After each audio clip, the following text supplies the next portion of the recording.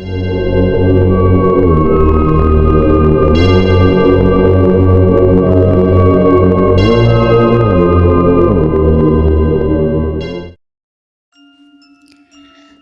pukul 1 malam, keponakanku pulang ke rumah setelah mabar bersama teman-temannya.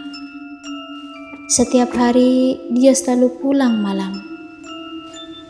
Keanehan mulai terjadi di sini, dan inilah ceritanya.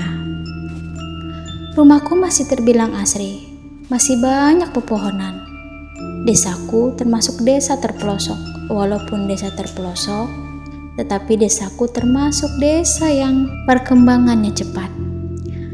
Malam itu seperti biasa. Keponakanku pulang tengah malam. Di depan rumah, keponakanku melihat untuk yang kesekian kalinya ada serangga kumbang berada di teras rumah. Kalau di daerah kami, namanya bambung. Dia tidak berpikir aneh-aneh dan hanya membiarkan saja kumbang itu di teras rumah. Keanehan pun terjadi lagi ketika sepupu jauh berkunjung ke rumah.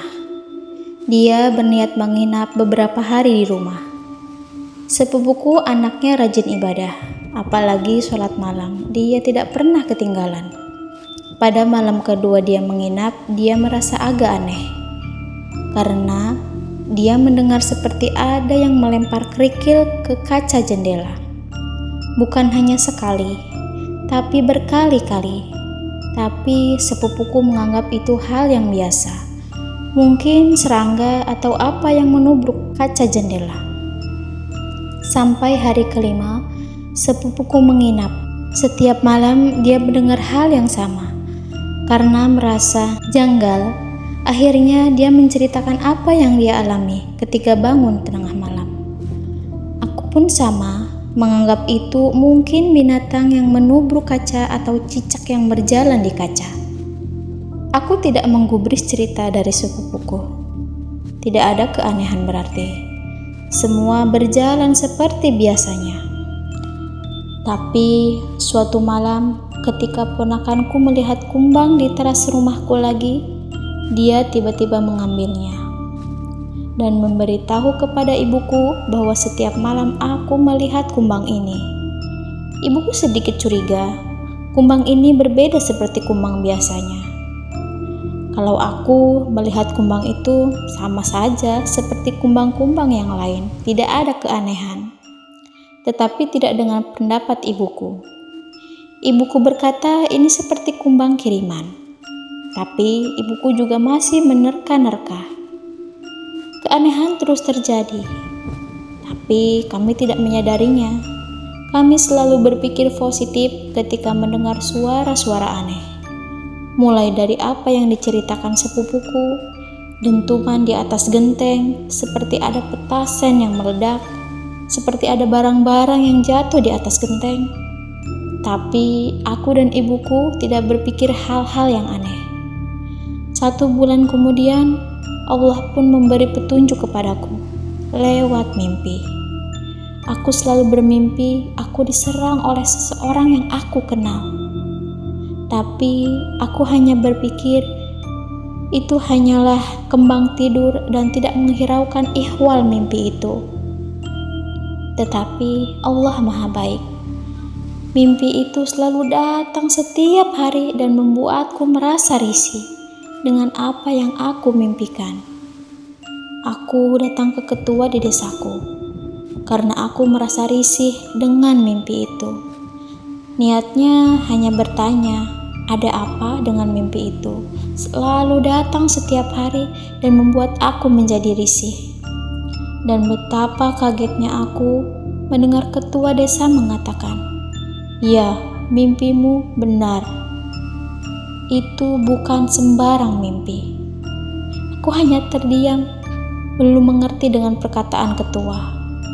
Dia menjelaskan bahwa mimpi itu pertanda dari Allah agar kamu berhati-hati, karena ada orang jahat yang ingin mencelakai. Siapa? Kenapa? Apa salahku? Itu yang keluar dari mulutku. Ketua tidak banyak menerangkan. Terperinci hal tersebut. Dia hanya bilang harus berhati-hati, lebih ditingkatkan lagi ibadahnya, minta pertolongan kepada Allah, karena orang ini meminta nyawaku. Kaget aku mendengarnya. Aku segera pergi dan pulang ke rumah untuk menceritakan hal tersebut kepada ibuku. Ibuku terlihat cemas mendengar apa yang aku jelaskan. Tetapi dia juga menguatkan bahwa kekuatan Allah lebih melebihi dari kekuatan apapun. Setelah aku menyadari bahwa ada yang tidak beres, keanehan di rumah pun semakin bertambah. Bukan hanya kumbang yang ada di rumahku, tetapi binatang-binatang di sawah, laron, dan jangkrik begitu banyak di rumahku. Hanya di rumahku saja, dan itu setiap hari. Orang-orang pun mulai bertanya-tanya, ada apa? Kenapa di depan rumah banyak sekali hewan-hewan jangkrik dan laron, tetapi di tempat lain tidak ada? Saking banyaknya, tetangga yang mempunyai burung memunguti jangkrik tersebut untuk dijadikan pakan. Katanya jarang-jarang jangkrik sebanyak ini dan gampang ditangkapnya, ujar tetanggaku. Aku bertanya-tanya, kenapa dia berbuat seperti itu? Iya, dia yang ada di mimpiku. Ialah pelakunya. Aku tak tahu salahku di mana. Setelah aku menelusuri dan mencari tahu, ternyata ini hanyalah salah paham semata. Tapi mengapa sampai sejauh ini dia melakukan guna-guna sampai meminta nyawaku? Orang ketiga adalah pemicunya. Dia membuat asumsi bahwa aku yang bersalah. Padahal jika kita duduk bersama dan berbicara, dia akan mengerti ini hanyalah salah paham. Aku diberi amalan zikir oleh ketua desa untuk menghalau santet tersebut. Ada hikmah di balik ini semua. Aku jadi lebih mendekatkan diri kepada Sang Pencipta. Waktu terus berlalu. Hewan di rumah pun perlahan menghilang. Aku pun datang lagi ke rumah ketua desa. Kata ketua desa, alhamdulillah, santetnya gagal. Dia tidak bisa masuk ke dalam rumah. Makanya sering mendengar lemparan batu ke kaca. Itu adalah energi yang ingin masuk ke dalam rumah, tapi tidak bisa masuk ke dalam rumah. Aku bersyukur Allah masih melindungiku. Beberapa tahun kemudian, aku mendengar dia mengalami musibah. Dari rumah tangganya hancur, anaknya meninggal karena kecelakaan, dan dia hidup sebatang kara dan jatuh sakit pula. Lama aku mendengar dia sakit dan sampai meninggal dunia. Apakah ini karma di dunia bagi orang yang melakukan sihir? Wallahu a'lam.